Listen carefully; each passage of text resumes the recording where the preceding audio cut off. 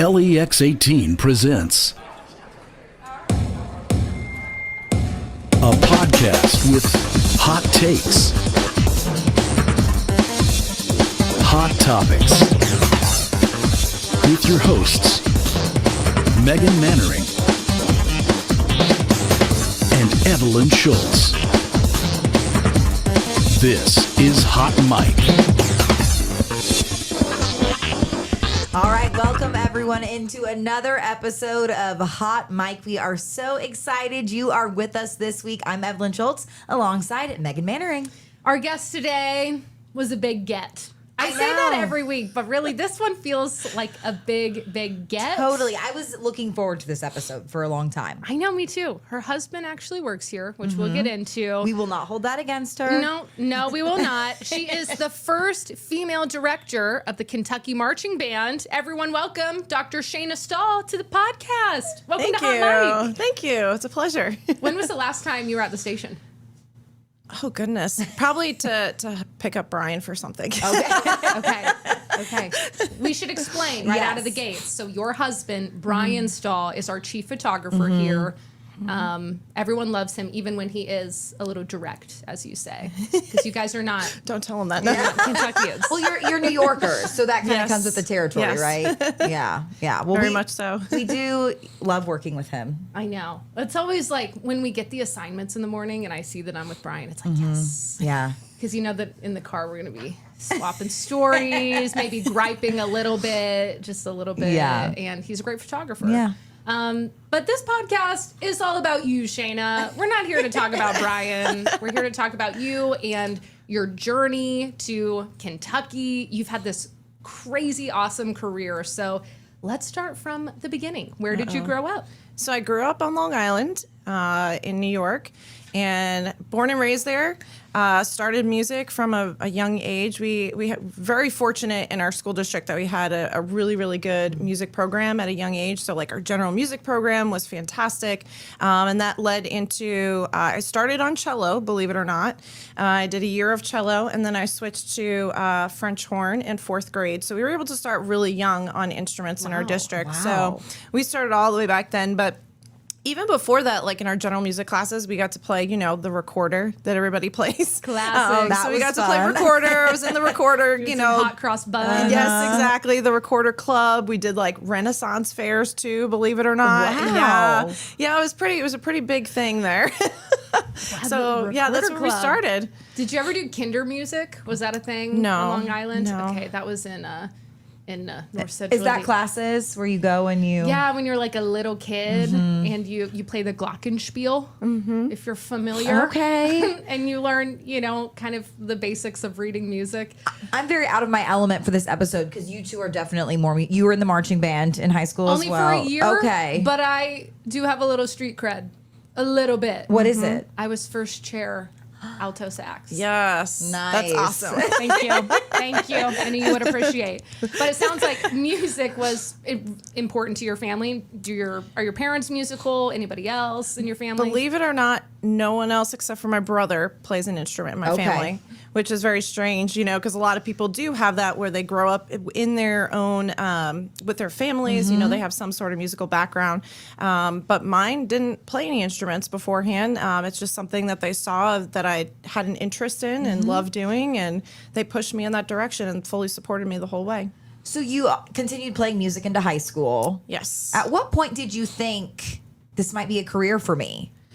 Well, in high school, I was going back and forth that I was like, do I want to be a dancer or do I want to be a musician and go to college for music? Because I was very big in competitive dancing with like tap, ballet, jazz, all that good stuff. And then I decided that, I really want to go into music and this is what I want to do is teach music. I had some really great mentors at the high school. He actually, my high school band director, John Letty, he was my elementary school teacher. He first started me on my instrument, believe it or not, and then he became my high school band director. And so I was able to kind of like start my career and end my career with working with him, and which was pretty awesome. And he was very influential in seeing what you can really do as a music teacher, and I pursued it after that. Did you feel like you had kind of a natural ability for playing music? Like, did it come pretty naturally to you? I just really enjoyed it, I think. I mean, music yes, some people have natural ability, but I think in a lot of ways it does take work. And, I just gravitated towards it. It's something that I felt like I excelled in when I was in high school. So. Well, I know I told you that you didn't have to have anything prepared for this podcast, but I did not say the same thing to your husband. We have some material that we would like to throw up on the screen great. now. There she is. What year was this? How old are you? Oh my goodness, this is so embarrassing. You're adorable. This is probably like 10th or 11th grade, I think. This is such a sleigh. It was one of the photos that my parents took. I had just gotten, I think this is like when I just got my instrument, and it was one of a picture I think they took before I went to Allstate or something to that sort. I believe You it look was. very proud. I was very excited because this is like my first instrument. I had used the school instrument up till about, maybe 9th or 10th grade. And then I got my own horn. So I was really excited at that point. Absolutely. I will also say you really haven't aged. No, you exactly the same. the exact same. So that's Do you have also any incredible. more, Hannah? Any other picks? Oh, You wanna- no. Oh, He picked the worst ones. This looks like it could be on Pinterest though or something. I No, love seriously. it. Oh my goodness. I feel like Just in this front of the fashion is Christmas kind of tree. coming back. Oh, I need to know that's what's a winner. happening Yeah, here. what is this? That is the drum major uniform for our marching band. And where are you? I'm I obsessed with believe this is like maybe the Columbus Day Parade, I think we Okay. did, or St. Patrick's Day Okay. Parade. It was one of the two, but So you're leading the yes. charge there. Wow. Oh my gosh, I can't believe we I dug love out this. these photos. There are more. And he actually reached out to your mom to get Oh, some photos. no. And we might even have a video. Man, my mom played it up really well because I talked to her this morning and she had no idea I was doing this, but she totally lied then. She's good at faking it. Oh, and we even have Oh, there it is. teeny tiny. There it is, 4th grade me. Okay, so that for is our, so cute. For our audio listeners, you're going to have to check the podcast out on YouTube this week just because the photos and videos are so good. But what we're seeing is a young Shayna Stahl. Well, what's your maiden name? Karapi. Karapi. Yeah. I like that. Young Shayna Karapi getting her French horn for the first time. You're in 4th grade. You are like Yes, I teeny think that was. tiny. The instruments are the same size as you all. Yes. Yeah. Wow.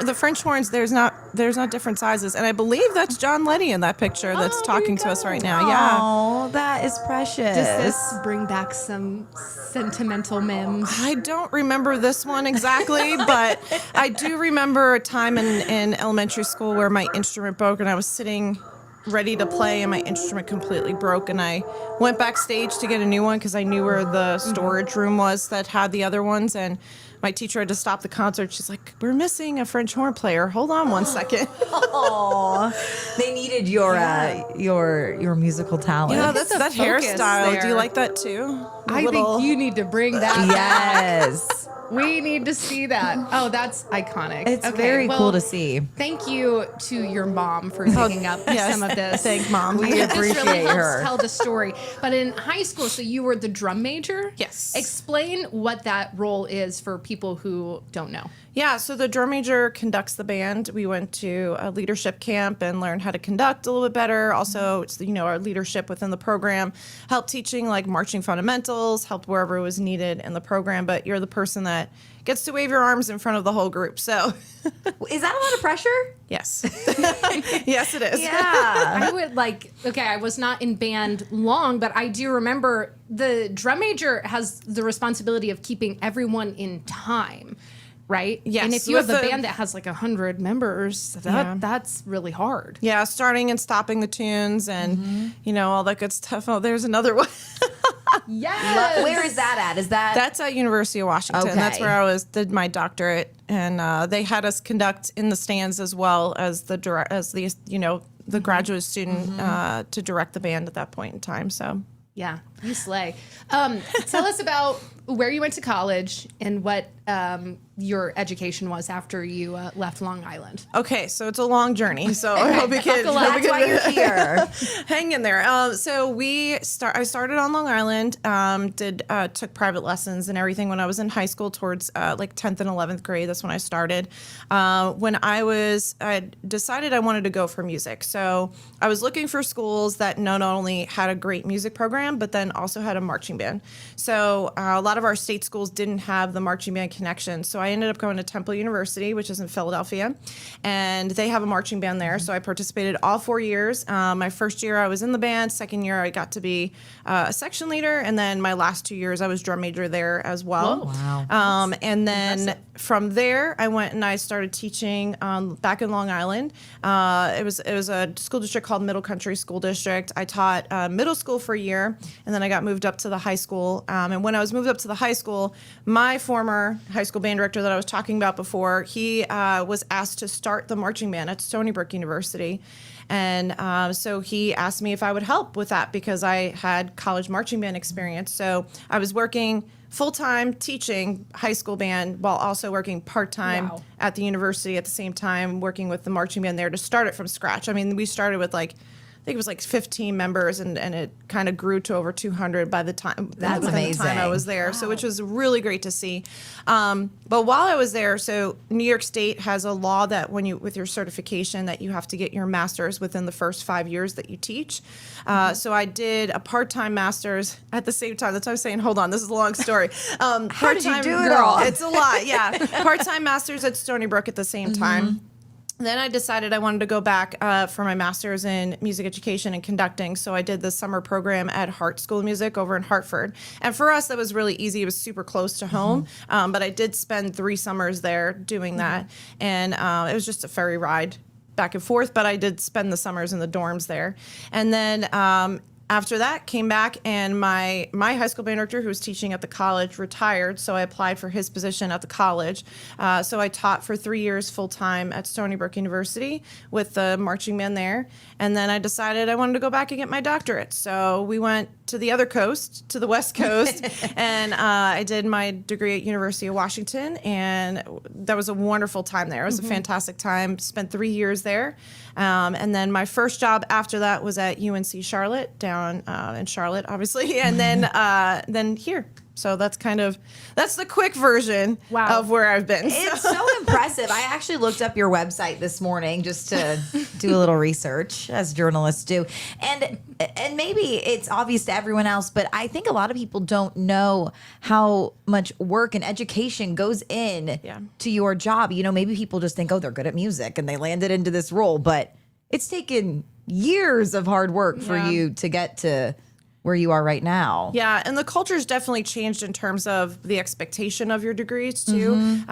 Used to be that you can finish your master's in music and be able to get a college teaching job. Now the expectation is kind of having that doctorate as well.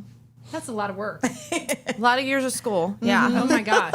But now you're doing it and you've gotten to travel the country. Tell us about that. What was Seattle like? That had to have been Seattle was awesome. We really liked it living there. Totally different than very growing different up in New than York? here. Yes. I mean, there's the rumor about the weather, and they're going to hate me for saying this, but it's really not as bad as what they say in terms of it being that rainy. But we were able to, ski, and Brian was able to go hiking and camping up in the mountains. I didn't do a lot of that stuff. There wasn't a lot of time to do that, but being able to ski all the way up until April, believe it or not, because I still had snow in the mountains. So that was a lot of fun living there, and there was a lot of things to do there too. And the that summers football are beautiful. Yeah. The football stadium is so cool. Yeah, they have sailgating. What is that? Tailgating, but on the water. So you sit on your boat and you tailgate. That makes sense, I guess, because they're super cool. Wow. And then you could get a ride in, and then you go to the game. That's very cool. It's pretty neat, yeah. And then living in Charlotte, was that a cool vibe too? I've never been to Charlotte, actually. A lot of people ask about Charlotte, but unfortunately we were there during COVID, so I really didn't get to explore as much. I saw the campus, and then my house I was living in to teach out of on Zoom. So I really didn't get to back and forth between the two. Yeah, didn't get to really explore too much. I know it's a really cool city to live in. We love living in there, but we just didn't get to explore that much because of COVID at the time. That's a bummer. When you got the call about Kentucky, how did that work? First of all, how did you wind up coming to Lexington? Yeah, to be honest, I saw the post because they get posted online, many different sites, they get posted the positions. And I contemplated applying because I wanted to be in a place where I could show what I've done. And before I moved on to another position, I didn't want to, just be hopping around from place to place. And I wanted to show what I could do. But unfortunately, with COVID, there wasn't much to show at that point. So, I was like, you know what, I'll just, I got a call saying, hey, you should think about applying. And so I did, and I ended up here. So that was, it was kind of a unique situation. I was nervous to even apply, to be honest. And just because I hadn't been out of my DMA for that long, I was only at Charlotte for 2 years, but I threw my hat in and here I am. So, did Kentucky have a reputation as a music school, or where does Kentucky stand in the SEC in terms of music? Yeah, Kentucky has a really strong music program. The marching band is very good. What's really awesome too is that because basketball has been so good, they're really known for their pep band too. So I had a lot of videos to kind of filter through and watch to kind of get an idea of what I was looking at and what the position would be. So, for those who don't know, what all are you responsible for in your role at Kentucky? So I work with the marching band, the director of the marching band. I'm also the associate director for the band program. So that means I work directly with our director of bands, and we work on coordinating everything within the band department. We've got 3 bands that that work within our band department, but I also teach the symphony band. I will also teach some conducting lessons as get asked. And then sometimes I'll observe student teachers in the spring when they're out in the field in their schools, and I get to kind of see what they're doing and give them advice, on how to teach. This is why you were such a big get, that we were able to fit into your schedule. Oh my gosh, you're doing everything. Okay, and then how many students, ballpark, do you oversee in all of the music programs? So there's about 260 in the marching band, and then in the pep band, so the students have to be in the marching band to be in the pep band. So there's about 124, I believe it is, in the pep band, but it's the same group from the 260. Yeah. And then I have about, I think 55 in symphony band.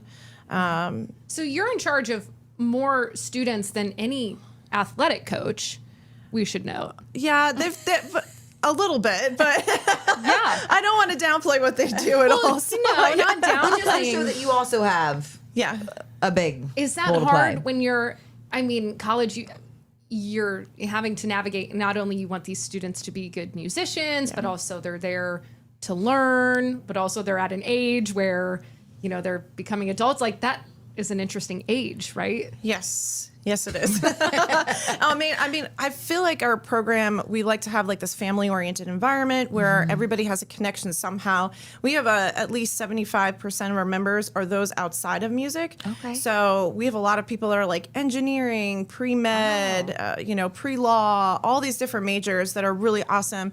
And the students actually, find each other within the band if they're in the same major. So what's really great is that we try to pair them up, have them do campus tours in their college major, so that way they can see and get to know the people that could be in the same classes as them. Because you never know, you could be sitting in a lecture hall and have 2 or 3 marching band members in the same class as you until you get to know them within the program. So we really like to make the university, this large environment, into a smaller community for them within the band. That's awesome. Yeah. When you were hired, you were the first female ever to run the marching band, right? Yes. Whoa.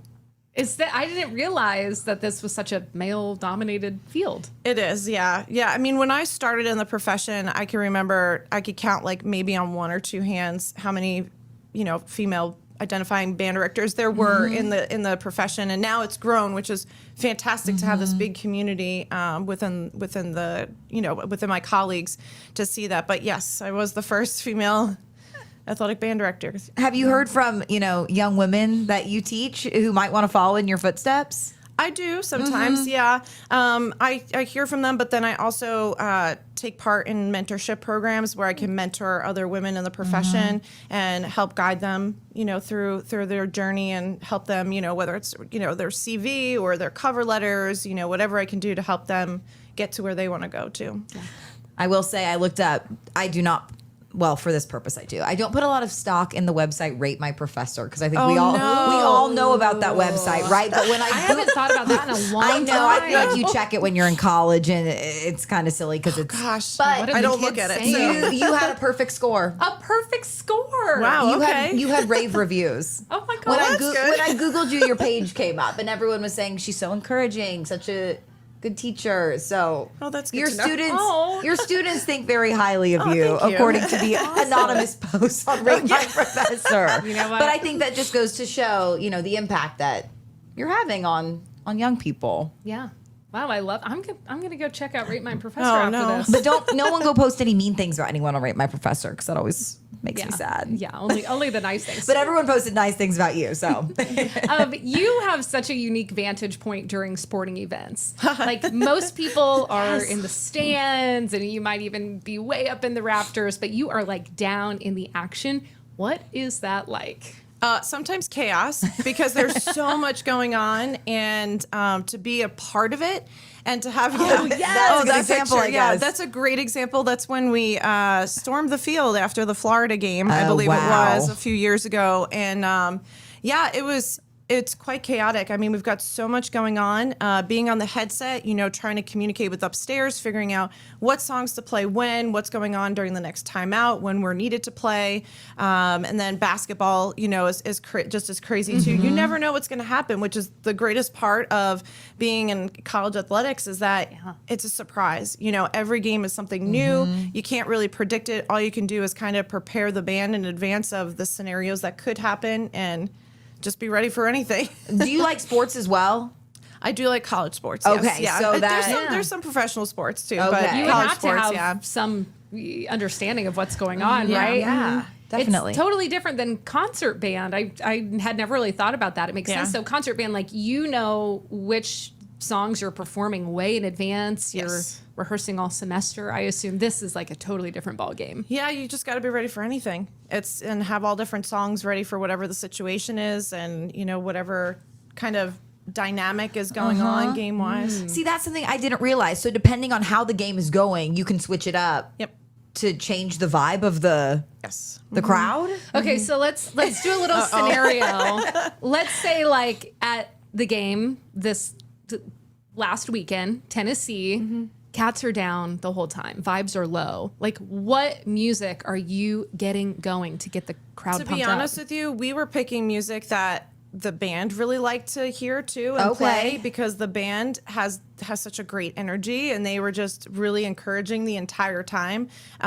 They love what we play, so they're able to kind of dance and sing along and get involved. So we just play what the most positive, uplifting sort of music we can. If there's a moment that needs to be a little bit more, hey, we need to calm it down, we've got some music that's a little slower in tempo that we can calm it down. But typically, we like to try to keep things hyped. What if it's like a little more specific? What if it's 4th and 1? We're down a touchdown. We're going in to score. Is there like a, come on, guys? Typically we try to keep it quiet so if we're on offense. That's the calm. We try to keep it a little quiet at that point so they can talk and communicate. Okay, that's fair. Can you give an example of what a calm song would be? Not to put you on the spot. A calm song. I don't know. A lot of our stuff that we do is hype moments, but I guess, what is a slower song that we have? I can't even think right now. Living in the hype. Maybe we'll do a song like Take On Me, which is a little bit more mellow instead of like, hey, we got to get this, sort of thing. It's a little bit more about just being peppy and that sort of thing. Do you also have to think about appealing to various age groups, because it's not just college students at the game, it's people of all ages? Yes, we have a wide array of music, for that factor. That's really cool. We try to take every age level into consideration. How often are you adding new songs? Like, do you add in new pep band songs before each game, or do you have a set, like, I don't know? Yeah, we try to add at least one new tune every game just to kind of keep things fresh, I guess you would say, even for our students too, to kind of keep them motivated with the new music that we're doing. But during pep band season, we'll add a lot more during pep band season, just because we're focusing just on music. We don't have to worry about drill at that point. So we have a lot more time to focus on learning new tunes at that point. Yeah. Wow. What do you think music brings to college athletic sporting events? I think it brings so much. I mean, there is just the whole game day environment. That's what I love so much about it, is just being a part of the game day environment and having something that we do that inspires, what happens in the stands or what, is cheered and, by the cheerleaders or the dance team, all those people, I feel like it's a huge role in what's going on in the game day environment. And it helps with the flow and the tempo of the game too, I think, because we try to play almost after every down, and we keep things rolling. Well, as someone who's not really into sports, but sometimes gets dragged to games of various teams, I love a marching band because that gives people something else to also watch. I'll watch the game a little bit too, but it's adds something for people who might be interested in the music Maggie aspect Davis of the said game. that when we interviewed Maggie. She was our first guest when we launched Hot Mic, and I remember her saying there is something for everyone in athletics, and I think the band can be that. Even if the team isn't playing well, I don't know, to sit down and watch the marching band perform their halftime show, like, it's electric. Yeah, it's so cool. It does get you hype. And speaking of, your halftime show is iconic this year. It's so cool. We have the video of it. Oh boy. Let's pull it up. It looks like the time lapse, yeah. Yes. This is amazing. Okay, so Oh, wow. This is Shayna- actually my first time seeing this. nice. Explain what is happening in this show.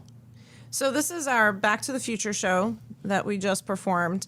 And everything was, all the tunes were from the movie, and the drill was written so that way it was all kind of, I guess you say, like Back to the Future themed, where it had the DeLorean and the clock and all those different things. So it was super fun to learn. It was a collaborative effort. We had two colleagues of mine that worked with us on this. We had a colleague of mine that wrote the drill, Dante, and then we had another colleague of mine, Chandler, who wrote the music.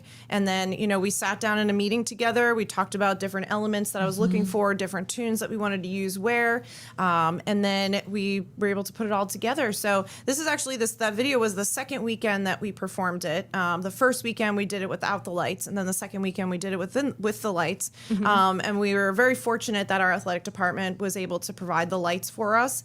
And they kind of said, hey, what do you think about lighting up pregame and halftime? And that's what we did. So we got these little lights that attach to the top of like their ball caps and visors. And then also we got headbands for like our color guard and majorettes, so they can wear one on their head as well. Wow. And then we sent drill video and footage to the company to, I guess, kind of watch it and plan what they're going to do lighting wise beforehand. And everything came together the That's way it did. amazing. It's an incredible amount of coordination.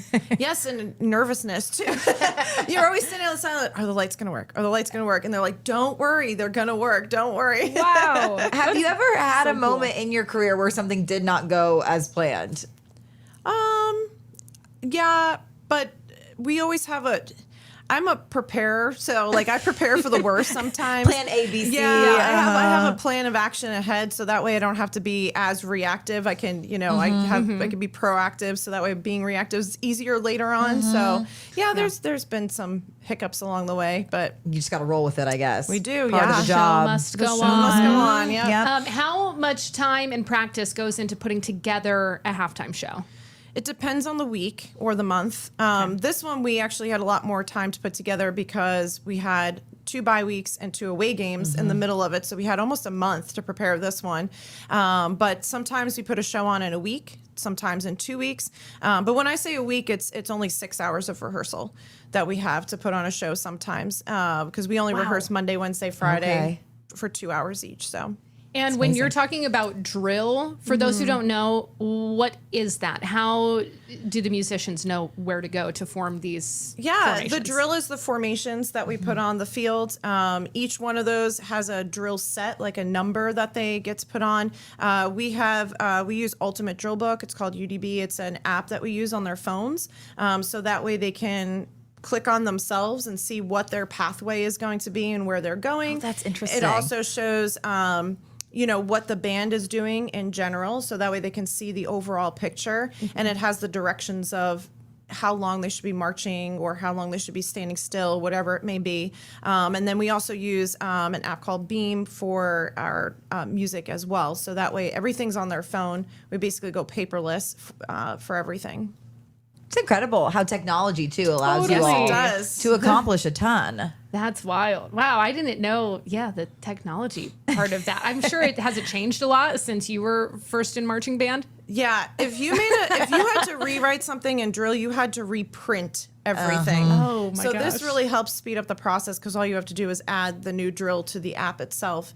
I think one of the cooler parts about the app too is that now with the music app, I can create a live for the band, which is the students will click on a button and they become live along with me, and it's through a Bluetooth mesh system, and I can just click the next tune for them, so it just appears on their phone, so they never even have to search for a tune as well. So interesting. All these things that I did not know about. We are learning a lot on this Yeah. episode. I love it.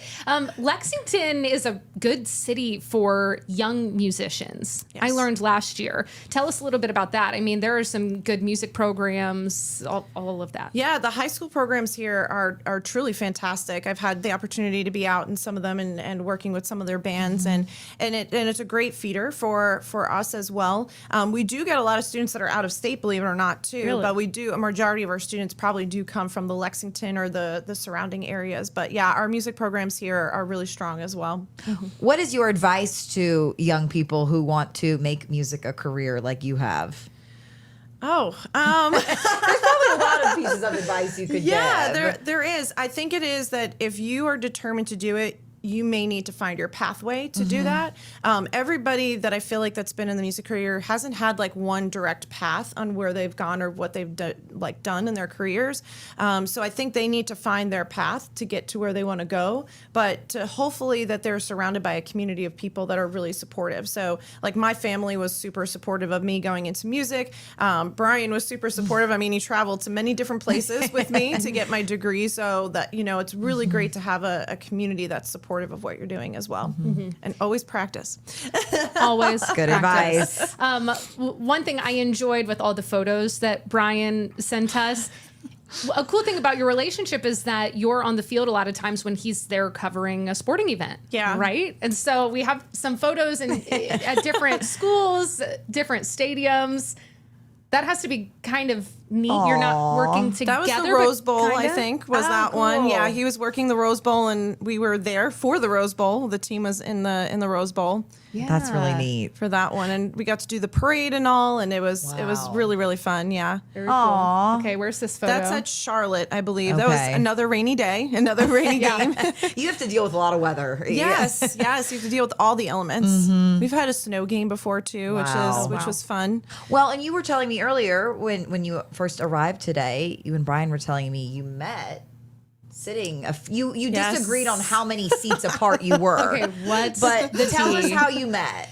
We met in all county band when we were in high school. Fire. Yeah, believe it or not, we met in all county band. It was when we were in, I believe I was in 11th grade and he was in 12th grade. And What instrument did he play? we both played the French horn.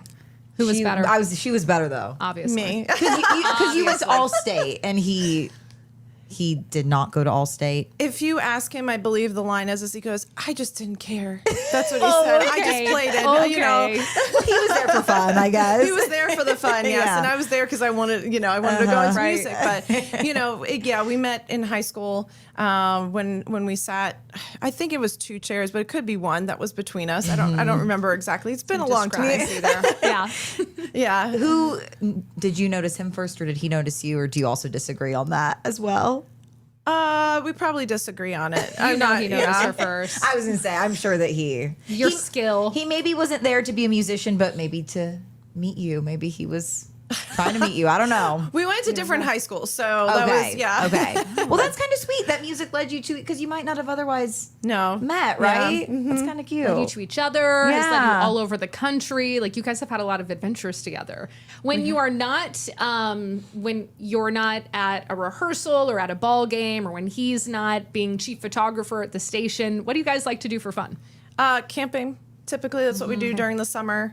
We have a pop-up camper that we'll go camping with, and we've been to like the like Pigeon Forge area, or and just various places. And that's typically what we do over the summer for a week or two. We'll go camping, just kind of turn everything off, even though it's not completely turned off in my mind. Turn everything off. It does give a good break to kind of refresh. Will you randomly get ideas for things? I do. I have like a little notes app that I gotta keep track of everything. Sure. Are the dogs camping with you? They do. They love camping. The two dogs, yeah. They're precious. I love seeing all of their pictures on Instagram. Yes, get some photos in the team's channel occasionally, usually the first snow of the season. Yes. Yes, they do like to play in the snow, that's for sure. I love it. You have another interest that we have to talk about. So Shayna and I actually met in the most random way a couple years ago. I was taking an adult tap class in town, and I was at first I thought I was the youngest person by far. And then this other young woman walks in, and I was eavesdropping because I'm a reporter, and she says something about UK marching band, and I was like, my antennas are like tweaking, like, wait a minute, Brian Stahl's wife, and so I think I just awkwardly said, like, are you married to Brian? Which would have been so weird had you not been the person I thought you were. It's your husband. But we met in a tap class. We did, yeah. I wanted to tap again. You danced growing up. I wanted to do something again, be active, and do something that I enjoyed and loved doing. I mean, there's so many correlations, I think, between tap and just rhythm in general with music. So that's where I kind of gravitate towards more. Yeah. Was that your favorite style of dance growing up, tap? I would say so. Okay. Yeah. I love that. I loved that class. Karen Combs, shout out if you're watching the pod. I don't know if you are. That was a lot of fun, and because of my schedule, I just stopped and going. Mine too. I know. It was so sad. I loved going to class with you too, because it was just funny because we could kind of joke around about Brian a little bit. Well, and it seems like every other woman in the class, or a couple men too, were all retired. Yes, we were definitely working. Yes, that was it was so therapeutic. Like, I really looked forward to going to class, and it was very nostalgic too. Yeah, I enjoyed tap. So there you go. Very cool. I wish you guys would do a routine today or something. Well, that's what you should have brought, your tap shoes. Yeah, sorry. And I learned you recently got a gift related to tap. Yes, my mom got me a tap floor. So that way, if I wanted to, tap in the garage or something, it's just big enough to do little moves and stuff. But yeah. Just keep in your car, just, in case. Yeah, I was told I should probably bring it, but I was like, I think we'll probably leave that at home. That would have been wild. That is a good gift, though. That's really sweet. Yeah. Kind of fun. It's got cushion and everything underneath it, so it doesn't ruin any floor that's underneath it. Wow. Which is It's great. legit. That's amazing. We often say in news, like, if we have extra time at the end of the show, they might say, like, you're going to have to tap dance. Tap dance. And so, but that in your case carries a little more weight because you can actually tap dance. Yeah. I actually did a tap dancing class in high school. My senior year, I was so bad. But yes, it was. Do you remember the song? Yeah, our recital performance was "Luck Be a Lady." Is that the song by Frank Sinatra? Yes, it was very. That's a Guys and Dolls thing, I think. Yes, Yeah. that was sort of the vibe of the. And I was not very good, but Doubt it. Effie. it is I fun doubt too. it. It's fun to make. I can still do I don't know what they're called, but where you like pull your toes back, like just standing there. Anyone know? Maybe that's not even a thing. I don't know. It feels like maybe you were modifying some of the steps. I was. They said, "Here, you go over there and you do that." I just kind of tap. That's all we need. I'm sure you ladies are doing much more impressive moves than I was, but yeah, Wow. I'm so impressed by those of you all who are musical and rhythmic, because not everyone is. But like you said, it takes a lot of hard work too, and you got to work at it to to be better as well. Well, I always thought my dance was also connected to conducting. You know, I felt like it made me a better conductor because I could move with the music a little bit differently. So I always felt that helped what I did. Okay, that brings me. Again stalking you on the internet this morning. Wow, on we your are doing on your website, you have videos of you conducting, which are so fascinating to watch as someone who's not in that world at all, because it does look like you're right at home doing that. Like, you look so happy when you're doing it. Are you happy? I am very happy. Yeah, like you look like your facial expressions are so fun to watch and just the way that it's almost like you're communicating with your facial expressions a lot of the time. Yeah. You need to communicate with your facial expressions, how you move your arms and everything. I feel like it's the way that you're connecting with the group and making that connection and making music together as a conductor. And it's been a real joy to do that. It's because I feel like it kind of just brings together those two elements of kind of that dance movement with music and all that. But it's been fun. Yeah. Oh, I love it. Shayna, you've been a phenomenal guest. Last question for you, just as you, no, just easy, kind of big picture though, like summing up your time here in Lexington. What would you say? How has your time here in the Honestly, bluegrass it's been a whirlwind. Because everything has been different. There's been so many different elements, so many different opportunities to perform in different places, whether it's on the road or home. But I think the greatest thing to me is I love seeing how much commitment there is to music, but not only that, to just UK in general. Just the commitment to, I mean, we've got a fantastic alumni band program that has so much commitment to the school and to our program. And, to see just how this whole city just bleeds blue, Kentucky blue, going throughout it. And it's just fantastic to see. When I first came here, I was like, oh, this is great. This is awesome to see, and such great community of people. And it's been wonderful. Awesome. Okay. Well, to all of the UK sports fans, the next time you are at a basketball game or football game, now you're going to have some of the inside scoop of how it all comes together. Be looking for this one. Also, did you bring any embarrassing stories of Brian? That was like the only. I was going to be nice, but then these pictures came up. I know, right? I know. Now, a little payback. This is something nice to say about you and something embarrassing about me. So in the spring, when we were in Indianapolis for the Sweet 16, we have earpieces that we wear, and I had to connect to my phone. I spent 24 hours looking for a dongle that would fit my phone and connect me to. We went to a station in Indianapolis where they loaned me one. It did not work. So I was really struggling. And finally, Brian said, Shayna has one. She's going to bring one to you. And you brought one to the bar that we were at. She was up there for work herself and took the time to bring that to me. So I owe you one. It's okay.